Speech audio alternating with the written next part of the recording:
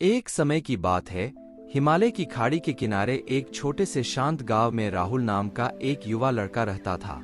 राहुल अपने क्रोधी स्वभाव और चंचल मन के कारण गांव भर में प्रसिद्ध था। उसका मन हर समय विचारों से भरा रहता था। सोचो कि उसके विचारों के तूफान ने उसके मन को एकदम बेचैन कर दिया था। उसके जीवन से शांति मानो गायब हो गई थी और वह हमेशा अपने ही ख्यालों में खोया रहता था और तनावपूर्ण जीवन जी रहा था। उनके अशांत मन और क्रोध के कारण उनके अपने परिवार के सदस्यों और गांव वालों से भी संबंध अच्छे नहीं थे, जिससे वह और भी अधिक अकेला और अपमानित महसूस करने लगा। वह और भी अधिक मानसिक तनाव की स्थिति में चला जाता है। एक समय की बात है, राहुल अपने गांव की गलियों में घूम रहा था। तभी उनकी मुलाकात एक बौद्ध भिक्षु से हुई जो एक पेड़ की छाया के नीचे ध्यान में बैठे थे। बौद्ध भिक्षु के चेहरे से निर्मल शांति की आभा झलक रही थी। इस असीम शांति में राहुल बौद्ध भिक्षु की ओर आकर्षित हुआ। जब राहुल बौद्ध भिक्षु के करीब आया तो उसे अपने आसपास एक सकारात्मक ऊर्जा का एहसास हुआ। भरत को एहसास हुआ कि इस असीम शांति और सकारात्मक ऊर्जा का स्रोत कहीं न कहीं इस बौद्ध भिक्षु के भीतर ही है। इसलिए वह वहीं बैठकर उसकी आंखें खुलने का इंतजार करने लगा। थोड़ी देर बाद जब बौद्ध भिक्षु की आंख खुली तो उसने एक युवा लड़के को अपने सामने बैठा पाया, जो बहुत तनावग्रस्त और नकारात्मक भावनाओं से भरा हुआ लग रहा था। राहुल ने बौद्ध भिक्षु की ओर उदार भाव से देखा और बहुत विनम्रता से कहा, मालिक, मेरा मन बहुत अशांत है और मेरे मन के विचार मुझे खाए जा रहे हैं।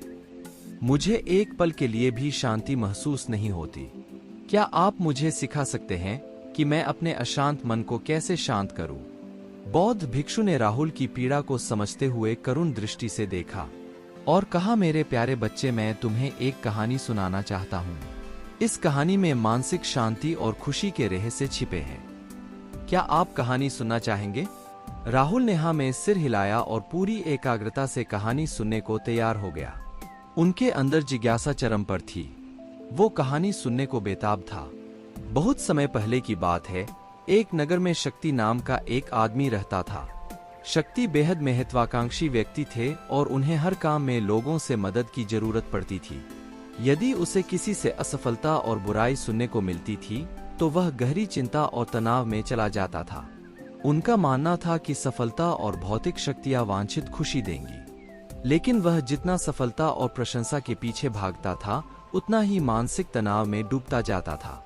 लेकिन अचानक शक्ति का सामना उस समय के मशहूर बौद्ध भिक्षु से हो गया, जिसका नाम महाकौशल था। महाकौशल अपने शिष्यों को ध्यान की शिक्षा देते थे और वह स्वयं एक बहुत ही ध्यानमग्न और प्रबुद्ध व्यक्ति थे। महाकौशल की अद्भुत एकाग्रता से प्रभावित शक्ति ने उनसे अपने भटकते मन को शांत करने का उपाय जानना चाहा। शक्ति ने कहा कि मेहनत में हमेशा सफलता के पीछे भागता हूँ और लगातार अधिक हासिल करने की कोशिश करता हूँ, फिर भी मुझे कोई क्षणिक संतुष्टि या आत्मसंतुष्टि नहीं मिलती। इस निरंतर बेचैनी के बीच मैं शांति कैसे पा सकता हूँ? बौद्ध भिक्षु ने करुण दृष्टि से उसकी ओर देखा और उत्तर दिया, आपका मन एक अशांत नदी की तरह है जो हमेशा बहती रहती है। आप कभी भी शांत नहीं रह सकते, इसलिए इस अशांत मन को शांत करने के लिए आपको अपने विचारों को बिना किसी रुकावट के जाने देने की कला सीखनी होगी। शक्ति को आश्चर्य हुआ और उसने पूछा कि मैं अपने विचारों को कैसे जाने दूं? आखिर मैं भी तो अपनी इच्छाओं और महत्वाकांक्षाओं से बंधा हुआ हूँ। यह सुनकर बौद्ध भिक्षु मुस्कुरा दिए। बौद्ध भिक्षु कहा, कल्पना करें कि आपके हाथ में पानी का एक गिलास है। अब आप इसे जितनी देर तक पकड़कर रखेंगे यह उतना ही भारी होता जाएगा, और अगर आप इसे काफी देर तक पकड़े रहेंगे तो आपके हाथ में दर्द होने लगेगा। लेकिन अगर आप उसे पकड़ को ढीला कर दें और छोड़ दें तो आपका बोझ खत्म हो जाएगा। राहुल ने पूरी कहानी और उसका संदेश ध्यानपूर्वक सुना। वह समझ गया कि अपने विचारों और इच्छाओं से चिपके रहने से उसका बोझ बढ़ जाता है और अंदर ही अंदर अशांति पैदा कर देता है। अब राहुल को कहानी का अंत सुनने की उत्सुकता से प्रतीक्षा थी। कहकर बौद्ध भिक्षु ने कहानी जारी रखी। एक बौद्ध भिक्षु की बात मानकर शक्ति ने विचारों को त्यागने का अभ्यास शुरू कर दिया। वह बिना किसी पूर्व निर्णय के अपने विचारों और भावनाओं को आते और जाते देखता था। अब उसने विचारों को पकड़ना बंद कर दिया था। विचार उठते थे और अपने आप चले जाते थे। धीरे धीरे उसे यह एहसास होने लगा कि उसकी इच्छा और भावना ही सभी दुखों का कारण है। जैसे जैसे शक्ति ध्यान में गहरे उतरते गए, उन्होंने पाया कि वर्तमान में जीना ही आंतरिक शांति का एकमात्र स्रोत है। वह खुद को वर्तमान में स्थापित करके अपने मन की निरंतर बकवास से छुटकारा पा सकता था। धीरे धीरे शक्ति का मन एक शांत झील की तरह हो गया, जो बाहरी दुनिया को अपने अंदर प्रतिबिंबित करती है। उन्होंने जीवन की सादगी में संतोष को अधिक महत्व दिया और भौतिक संपत्ति के प्रति अपना लगाव छोड़ दिया। जैसे ही शक्ति में ऐसे बदलाव की खबर लोगों के बीच फैली, दूर दूर से लोग मार्गदर्शन लेने आने लगे। लोगों को विचारों को मुक्त करने की कला सिखाना और उन्हें अपने भीतर शांति खोजने के लिए मार्गदर्शन करना, वह लोगों के बीच शांति और ज्ञान का प्रतीक बन गया। शक्ति और साधु की कहानी समाप्त कर महाकौशल बौद्ध भिक्षु कुछ देर के लिए चुप हो गए ताकि इस कहानी का अर्थ राहुल के मन में अच्छी तरह बैठ जाए। राहुल ने बौद्ध भिक्षु की ओर देखा तो उनकी आंखों में अब एक नई समझ दिखाई दे रही थी।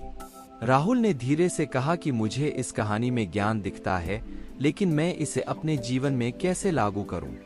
मैं अपने अशांत मन को कैसे शांत कर सकता हूं? राहुल के इस सवाल पर बौद्ध भिक्षु गर्मजोशी से मुस्कुराते हैं और फिर कहा कि अशांत मन को शांत करने का अभ्यास आत्मजागरूकता से शुरू होता है। अपने भीतर उठने वाले विचारों का निरीक्षण करने के लिए प्रतिदिन कुछ समय निकालें।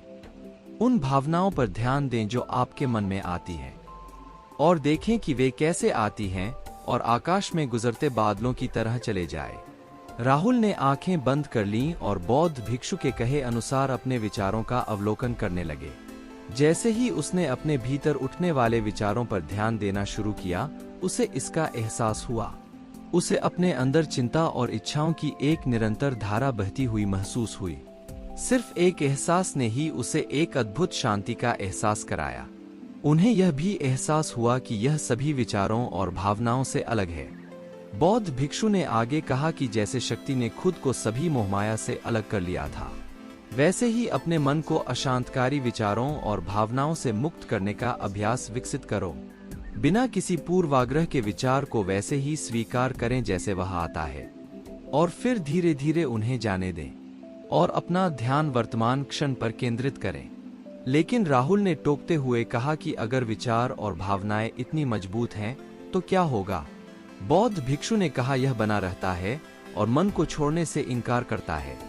बौद्ध भिक्षु ने राहुल की बात से सहमति जताते हुए सिर हिलाया और कहा, ऐसे कई मौके आएंगे जब आपके मन में सवालों का बवंडर चल रहा होगा। जब आपका दिमाग आपकी बात ही नहीं सुनेगा तो ऐसे में आपको अपनी सांसों की ताकत पर विश्वास करना होगा। एक बार फिर भिक्षु ने राहुल से कहा, अपनी आंखें बंद करो और अपनी सांसों पर ध्यान केंद्रित करने के लिए अपने पेट को ऊपर उठता हुआ और मथता हुआ महसूस करें। बौद्ध भिक्षु ने बताया कि जब भी आपका मन अशांत हो तो तुरंत अपनी सांसों पर लौट आएं। सांस की वाद्य गति आपको तुरंत वर्तमान के चरणों में वापस खींच लेगी और आपको शांति का अनुभव कराएंगी। एक बौद्ध भिक्षु के निर्देशानुसार आने और जाने वाली सांसों पर ध्यान केंद्रित करने का प्रयास करें। इस छोटे से व्यायाम से उन्हें मानसिक शांति का अनुभव हुआ। उसे याद आया कि उसकी सांसें हमेशा उसके साथ थी, जो उसे वर्तमान क्षण की याद दिलाती थी, आराम और शांति लाती है। राहुल के इस विकास को देखकर बौद्ध भिक्षु मंदमंद मुस्कुराए और बोले, मेरे प्रिय, बेचैन मन को शांत करना एक ऐसा अभ्यास है जिसमें बहुत प्रयास और दृढ़ इच्छाशक्ति की आवश्यकता होती है, क्योंकि लगातार व्यायाम से मांसपेशियां मजबूत होती हैं। उसी तरह नियमित अभ्यास से मन भी शांत होता है। स्वीकृति में सिर हिलाते हुए इस बौद्ध भिक्षु को धन्यवाद देते हुए उन्होंने वादा किया कि आज से वह अपने अशांत मन को शांत कर सकेंगे और अपनी गैरशक्तियों को मुक्त कर सकेंगे।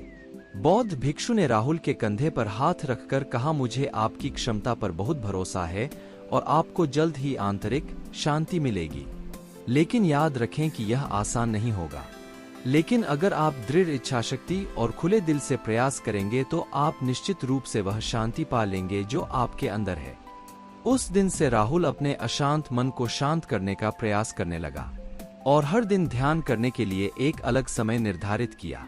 उसने अपने मन में उठने वाले विचारों को बिना किसी रोक टोक के जाने दिया और अपनी सांसों के जरिए खुद को वर्तमान में बनाए रखने की कोशिश की। समय के साथ अभ्यास करते हुए राहुल को अपने अंदर शांति का अनुभव हुआ। जैसे जैसे समय बीतता गया, राहुल को ज्ञान और शांति का स्रोत कहा जाने लगा। जैसे जैसे समय बीतता गया, भरत को ज्ञान और शांति का स्रोत कहा जाने लगा। ग्रामीण अपने अशांत मन को शांत करने के लिए राहुल के पास आने लगे। बौद्ध भिक्षुओं के शिक्षक दूसरों की मदद करते समय आत्मजागरूकता की शक्ति साझा करते हैं। बौद्ध भिक्षु आंतरिक शांति पाने की शिक्षा देते हैं। इसके साथ ही उन्होंने अपनी सांसों पर ध्यान देने और अपने विचारों को मुक्त करने की कला भी सिखाई। ऐसे निवासियों का विकास हुआ और उन्हें मन की अमूल्य शांति मिली। बौद्ध भिक्षु की शिक्षाओं और राहुल द्वारा संचालित अभ्यास के माध्यम से विचारों को त्यागने और वर्तमान में जीने की कला दूर दूर तक फैल गई। उन्होंने कई लोगों की जिंदगी बदल दी और जैसे जैसे समय बीतता गया, उनकी जिंदगी और भी बदलती गई। राहुल का शांत प्रभाव उसके गांव की सीमाओं से परे तक फैला हुआ था। आसपास के गांवों और शहरों से लोग राहुल के परिवर्तन की कहानी सुनते थे, उनसे सलाह लेने आते हैं। मन के बोझ तले दबे लोगों के लिए राहुल आशा की किरण बन गया। राहुल की शिक्षाएं केवल ध्यान और प्रवचन तक ही सीमित नहीं थीं, बल्कि वह रोजमर्रा के काम जागरूकता के साथ करने पर ज्यादा जोर देते थे।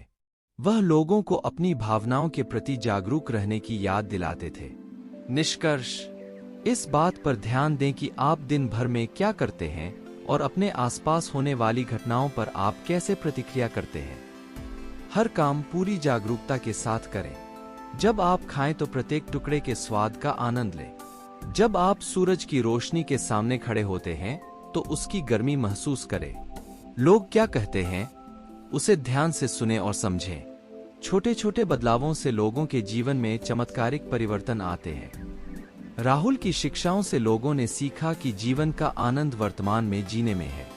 आपको यह कहानी कैसी लगी कमेंट करके बताएं और हाँ, वीडियो को लाइक जरूर कर दें। धन्यवाद।